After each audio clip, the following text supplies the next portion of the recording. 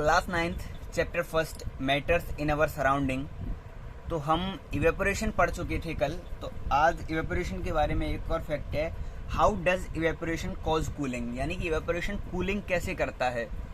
तो इवेपोरेशन क्या होता है, जब वाटर वेपर में कन्वर्ट हो जाए या कोई भी लिक्विड वेपर में कन्वर्ट होना शुरू हो जाए बिना उसके बॉइलिंग पॉइंट तक पहुंचे।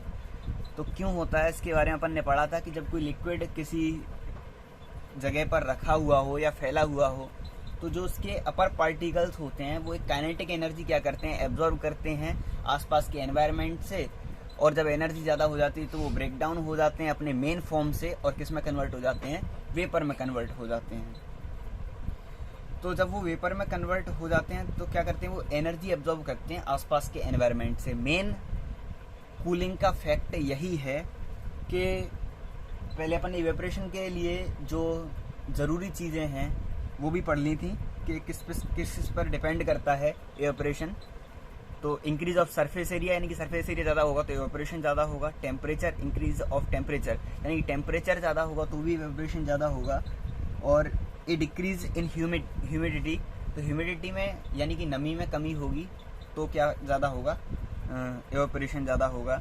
इंक्रीज इन वाइंड स्पीड, यानी कि हवा की अगर तेज़ी ज़्यादा होगी, हवा की स्पीड ज़्यादा होगी तो भी इवेपोरेशन क्या होगा, ज़्यादा होगा। तो how does evaporation cause cooling, यानी कि इवेपोरेशन कूलिंग कैसे करता है। तो इसका मेन फैक्ट यही है कि जो काइनेटिक एनर्जी एब्जॉर्ब करता है आसपास के एनवायरनमेंट से, इसके लिए काइनेटिक एनर्जी होती है, लेकिन आसपास के एनवायरनमेंट के लिए कौन सी एनर्जी होती है, हीट एनर्जी। तो जैसे तुमने देखा होगा कि तुम हाथ पर नेल पेंट रिमूवर होता है, नेल पेंट रिमूवर को जैसे ही अपन डालते हैं तो वो जिस बोतल में रखा रहता है उस बोतल में कैसा रहता है, तुमको कूल लगता है या नहीं लगता ना। तो जैसे ही उसको हाथ पे डालते हैं तो वो हमारे हाथ से क्या कर लेता है, एनर्जी को एब्जॉर्ब कर लेता है। ये यहाँ पर अपन ने जैसे डाला, सारी एनर्जी उसने एब्जॉर्ब कर ली हाथ की, ठीक है।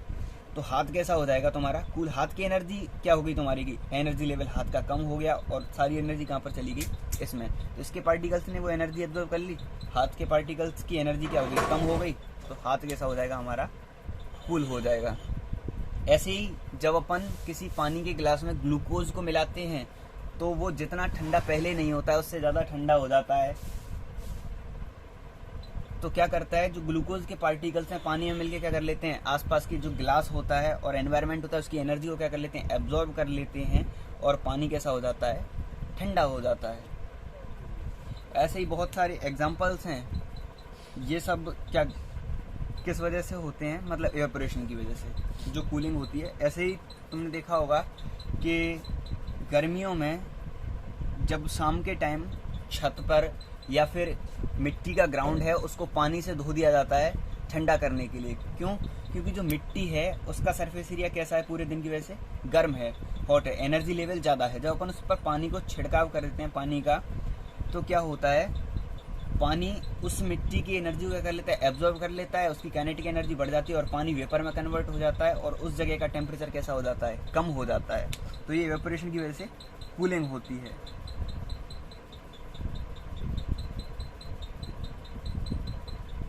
Why do we see water droplets on the outer surface of a glass containing ice cold water? यानी कि जब अपन ठंडा पानी लेते हैं, आइस कोल्ड वाटर लेते हैं एक ग्लास में, तो अपन देखते हैं थोड़ी देर बाद उसके सरफेस एरिया पर क्या हो जाती है, वाटर ड्रॉपलेट्स क्या हो जाती हैं, इकट्ठा हो जाती हैं। तो क्यों होता है ऐसा, यहाँ का टेम्परेचर कैसा है, लो है, किसका, वाटर का, जो ग्लास के अंदर है हमारे, ठीक है। आइस कोल्ड वाटर है, बहुत ज़्यादा टेम्परेचर लो है। तो जो आउटर एयर होती है बाहर की, वो जब इसके कांटेक्ट में आती है तो उसके जो वाटर ड्रॉपलेट, उस एयर में जो वाटर होता है उसका टेम्परेचर भी क्या हो जाता है, लो हो जाता है और वो किस में कन्वर्ट हो जाता है, लिक्विड फॉर्म में। वेपर फॉर्म में था, किस में कन्वर्ट हो गया, लिक्विड फॉर्म में। तो लिक्विड फॉर्म में जब कन्वर्ट हो जाता है तो इसकी सरफेस पर क्या हो जाता है, वो इकट्ठा हो जाता है। इसीलिए हमें वाटर ड्रॉपलेट्स दिखाई देती हैं, किस पर, ग्लास या कोई भी बर्तन हो उसकी सरफेस पर, आइस कोल्ड वाटर की।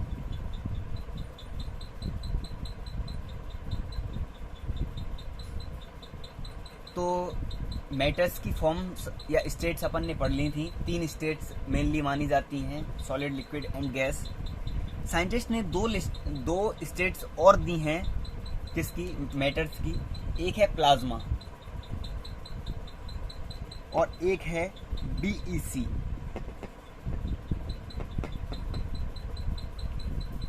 प्लाज्मा और बीईसी। बीईसी का फुल नेम है बोस आइंस्टीन कंडेंसेट और प्लाज्मा का प्लाज्मा ही है। ये दोनों जो स्टेट हैं, ये चौथी स्टेट है और ये फोर्थ और फिफ्थ स्टेट। जो प्लाज्मा स्टेट होती है, जब अपन गैसियस स्टेट में, जब कोई गैस है उसको आयोनाइज्ड कर दें, यानी कि गैस अभी Cl2 इस फॉर्म में है, ठीक है। जब इसको आयोनाइज कर देंगे तो ये Cl माइनस फॉर्म में हो जाएगी। तो जब गैसेज आयोनाइज्ड हो जाती हैं और एक दूसरे के साथ में इकट्ठे रहने लग जाती हैं, तो वो जो एक फॉर्म बनती है जिसका एनर्जी लेवल बहुत ज़्यादा होता है। जब अपन गैसेज का टेम्परेचर और एनर्जी लेवल बहुत ज़्यादा बढ़ा दें, हीट को बढ़ा दें, तो गैस आयोनाइज्ड हो जाएं, उस फॉर्म को बोलते हैं अपन प्लाज्मा। इसकी same opposite form Bose Einstein condensate. Satyendranath Bose Indian scientist थे और आइंस्टीन, दोनों की अलग अलग परिकल्पनाएं थीं या थ्योरीज समझ लो, जो उन्होंने पहले सोचा था। बाद में अदर साइंटिस्ट ने उसको क्या किया था, पूरा रिवील किया था। तो इसको अपन बोस आइंस्टीन कंडेंसेट बोलते हैं, बीईसी। ये इसका सेम अपोजिट है। जब गैसेज को अपन कूल कर देते हैं बहुत ज़्यादा, तो एक अदर स्टेट फॉर्म हो जाती है जिसको बीईसी बोलते हैं। इसके बारे में डिटेल में अपन 11th 12th में या ग्रेजुएशन में पढ़ते हैं। तुम्हारे में इतना ही है, प्लाज्मा और बीईसी। शायद चैप्टर तुम्हारा कंप्लीट हो गया है। ये क्वेश्चन आंसर इसके सॉल्व करेंगे। तो आज के लिए इतना ही। अगर कुछ समझ में नहीं आया तो आप पूछ सकते हैं मुझसे।